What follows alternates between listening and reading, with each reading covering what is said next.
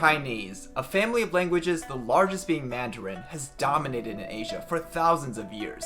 Its influence has even permeated into its neighboring countries of Japan, Korea, and Vietnam. All of these countries have used Chinese characters at some point in their history and have borrowed loanwords directly from Chinese. However, at the dawn of the 18th century, a new power was rising, and a new language was about to change the globe. English. It was said that the sun did not set on the British Empire, and at its peak, Great Britain later controlled over nearly a quarter of all of land on Earth. What does this have to do with languages, you might be wondering? Well, everything. You see, whoever controls the power controls the language. This has always been true in history and continues to be true to this day. It's even true within a country. Just take China for example. There are hundreds of languages and dialects spoken within China, but why is Mandarin the official language, the one that's taught in schools, and not Cantonese, for example? Because in the last 1,000 years or so, Beijing has been the center of power in China, and Beijing is located in the north, where Mandarin is spoken. Cantonese is spoken in southern China, where there's much less political influence. And now in a world that's largely dominated by the United States, China too has felt the influence of English. So in this video, I want to share with you 6 cool ways that English has changed Chinese. Let's get started. The most obvious and pronounced way that English has changed Chinese is in the Pinyin system. The Pinyin system is a way to sound out Chinese characters using the Latin alphabet. It was adopted in 1958 and it's used to teach school children in mainland China as well as foreigners who are learning Chinese to this day. But since I feel like most of you probably already know about this, let's not waste any more time and go on to more interesting things. Number 2 is using Pinyin to abbreviate words or sounds. Now what I'm talking about is using Pinyin selectively and purposely when the rest of the writing is in Chinese characters, like this. It's actually really common to use the letters TA on social media these days to represent the third person pronouns he, him, her, she, it. Because in Chinese, all of these pronouns are pronounced as ta. This screenshot is from a Douyin video about love, and the comment reads, "How long do you really need after a breakup to truly forget about ta?" By using TA in this context, you can avoid having to awkwardly say him or her. And you know, if your love preferences is something non-human, it covers that as well. So on social media sites where the account could belong to a female, a male, or an entity like a business, using TA as a neutral pronoun covers them all. Pinyin spellings can also be used to create sound words that don't exist in Chinese. For example, BIU, pew, is used to represent the sound of a gun firing, and PIA, pia, is used to represent the sound of a slap. And the final way that Pinyin can be used in Chinese is to censor bad words. So sometimes writers will choose to spell out an offensive character as opposed to writing out the Chinese character. The third category is using English letters to abbreviate Chinese words. This is very similar to the last one, but it's slightly different, so I'm going to separate it out. So here's an example. XSWL. It stands for 笑死我了. It's basically an acronym where each letter corresponds to the first letter of the character's Pinyin spelling. And this is actually online slang for laughing myself to death. It's very similar in meaning to the English LMAO. Okay, we're on number 4 and things are about to get a bit more interesting. 4 is loanwords. Now you might think, well, there's loanwords in every language. But Chinese kind of has a twist on loanwords. You see, when you have a Chinese loanword in English, like kung fu or yin yang, they're usually strictly Chinese concepts that just simply don't translate into English, so you just borrow the sound from the Chinese words. But English loanwords in Chinese are usually very simple words that take on a slightly different meaning. For example, here's a loanword, nice. Does that sound like an English word you know? Yeah, it's nice. But it doesn't have quite the same meaning or the same usage as nice in English. Nice is a very broad term. It's so broad that my 4th grade teacher actually forbade us from ever using it in our essays. True story, by the way. You can use nice to describe the weather. You can use nice to describe how your date was. You can use nice to commend somebody on a job well done. But in Chinese, nice is more of a fixed expression. It's an exclamation for a well done action or a good thing. It's very commonly used in the gaming community when somebody does a really good play. For example, if one person takes out 4 opponents, then their teammates might say, nice. And because these words are fundamentally adopted from English, A, their tones usually match the English more than they do the Chinese, so nice is actually usually pronounced as nice. And B, there's usually multiple spellings of these words. For example, 奶丝 can also be represented by these Chinese characters. 奶丝. Number 5. If we go one step further from loanwords, we get code switching. Code switching is basically when you use two different languages in the same sentence. And I know that for most people in the US where English is so dominant, it can be a little bit difficult to imagine what that would feel like.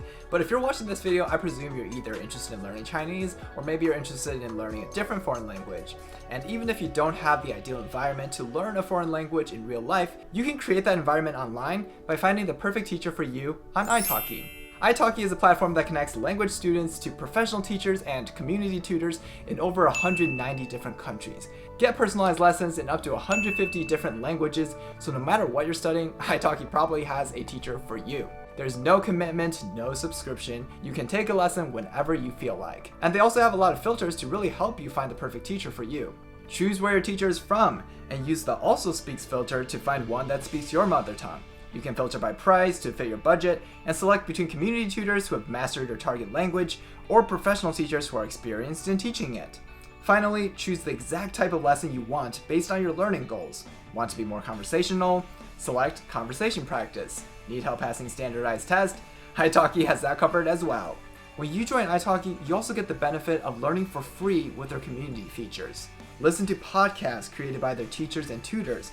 Read articles explaining tricky grammar. Participate in daily practice exercises, and post a question if you're confused and get a response from a real teacher. The best thing about italki is that you can find the perfect teacher for you who can give you lessons based on your needs, so you're not wasting time learning irrelevant things on Duolingo. And if you're unsure, italki offers a discount on your first few trial lessons, so you can try it out without a big commitment. To book your first lesson on italki, check out the link in the description box down below. And then once you've mastered your second language, then you can also experience code switching, which is alternating between two different languages like they do in China. A lot of people don't seem to realize just how many languages there are in China. There's potentially hundreds, depending on how you classify them. Basically, every region has their regional dialect, and every regional dialect has sub-variations within it. And most of these are mutually unintelligible, so they can't understand each other. When kids go to school, they learn Mandarin Chinese as a unifying language, so they can communicate with anybody across the nation. And they also learn English as a primary foreign language, so most people in China actually know 3 languages. And when they speak in Chinese, oftentimes they'll insert an English word or two in there. Most loan words from English are just English words with a Chinese accent. Like we already saw, 奶丝 is nice, and there's also 酷, which is cool, and there's also 秀, which is show, and there's a lot like that. A great example of code switching is a song that was trending last year. You guys probably know it.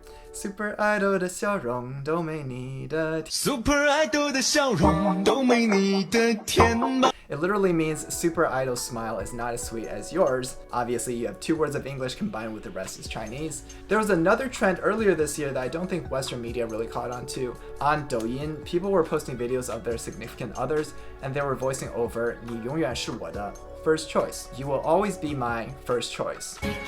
你永远是我的 first choice. And number 6, the ultimate collaboration, the final mashup of English and Chinese. The weirdest example is when English grammar merges with Chinese. Take a look at this example. This is from Douyin as well. Fa dai literally means to stare blankly in Chinese, and they literally just put ing after it, as in changing this verb into its present progressive form.